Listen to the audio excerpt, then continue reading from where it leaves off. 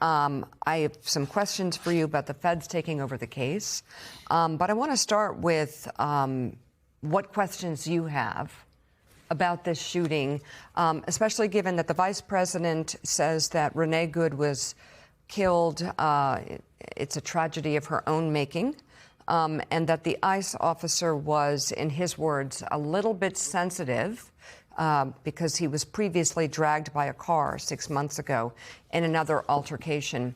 What questions do you have about this case? Well, first off, Mika, I think we can all agree that this situation is a mess, and it's going to get messier. The vice president's comments are inappropriate, uncalled for, and instead of attempting to de-escalate tensions on all sides of this issue, it only seeks and serves to inflame them.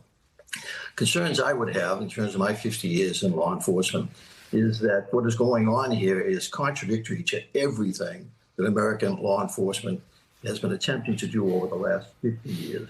And that is learning to de-escalate rather than accelerate these types of incidents and events. And so the idea of the FBI taking sole control over this investigation, I echo Tom Mangin's comments in your earlier piece there, that why do you want to do that? You normally want to have collaboration, coordination with all the agencies involved, unless you already arrived at a conclusion that you want to make sure that that conclusion is a fact arrived at.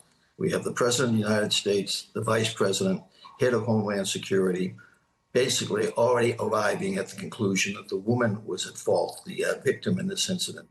And as a result, I would not put any confidence or trust in this FBI investigation because the conclusion has already been written.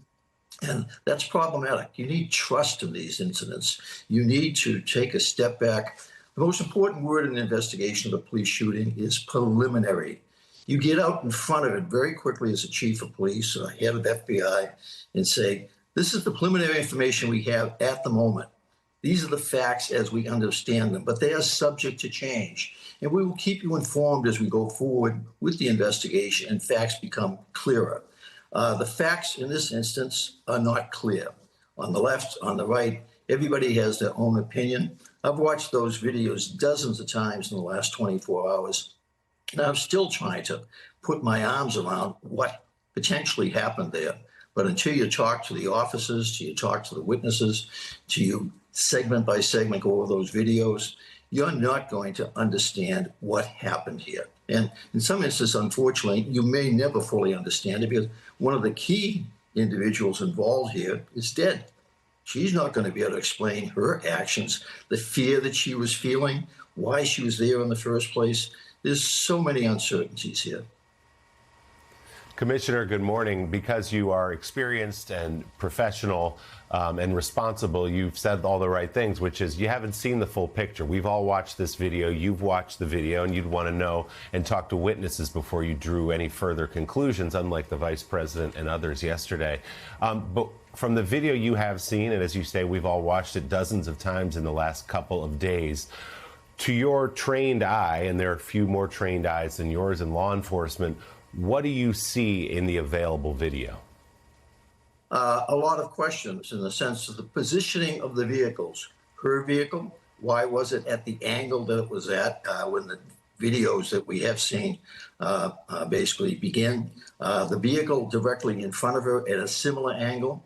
That vehicle, I believe that the agent who shot her came out of that vehicle.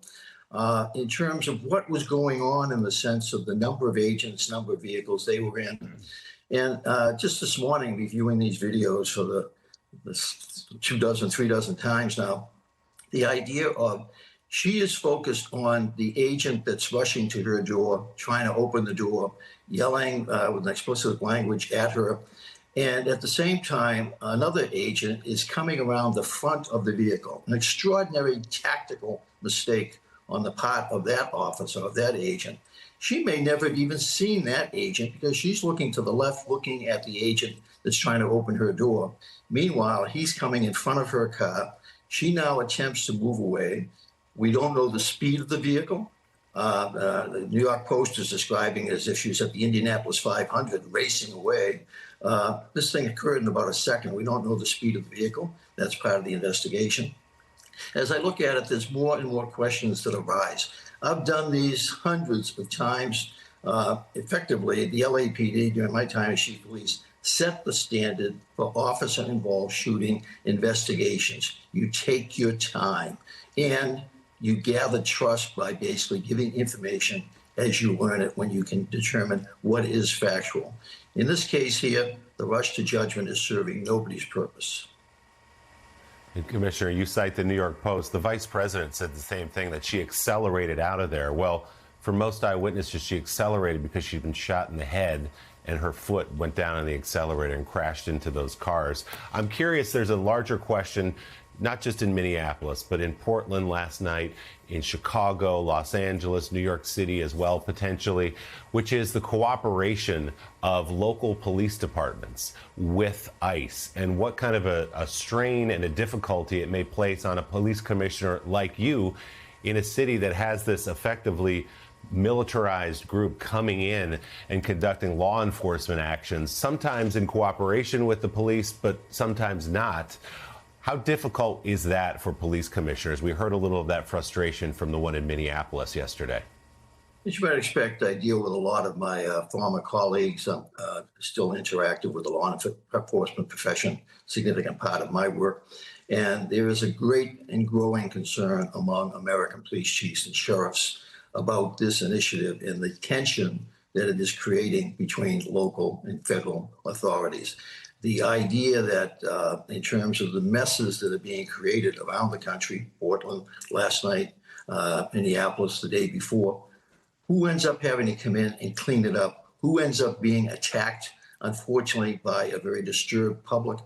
The local police. The local police were going to be there 365 days a year, not coming in for 5 days or 10 days, creating incidents while they go about the assignment they've been given. But then it's the local police who have to effectively deal with it. And American law enforcement for the last 50 years, and I write about it in the book, The Profession, made great strides in understanding the importance of partnership with the community, partnership with other agencies. What's happening here is that the partnership between law enforcement is, in this instance, broken. The feds are saying, we don't trust you, we don't want you in the investigation, we're going to do it on our own. Well, the feds aren't there day to day in Minneapolis working with the community, building trust. So this immigration enforcement effort, a large part of it is understandable. Get the bad people, get them out of the country. But when you set a quota, you create problems. One of the other things we've learned in policing over the last 50 years, you do not set quotas. You do not set artificial goals. It just creates incredible pressure on those who are expected to meet them. And you've talked earlier in the show here about the pressure that these agents are under. And just think of who the agents are. They come from the ATF, they come from the DEA, they come from the FBI, come from the Coast Guard, they come from every law enforcement agency in federal government. While they're doing rounds-ups, dragnets, basically, in many instances of people whose only crime is that they came into this country illegally to try to better their lives and the lives of their families. While they're doing that, their primary mission, going after serious criminals, drug agents, going after the terrorism that the FBI needs to be internationally concerned with, going after the gun violations, all those investigations are suffering. Training of federal agents, other than people for immigration enforcement, has stopped at the federal government level. So effectively, we're actually weakening our federal agencies. At the same time, we're strengthening this immigration enforcement effort. At the same time, we are stressing and straining the longstanding good relationships between federal agencies and local police. This needs to be looked at very closely, reevaluated, recalibrated, and refocused. Former NYPD Commissioner Bill Bratton, thank you very much for your insights this morning. We really appreciate it.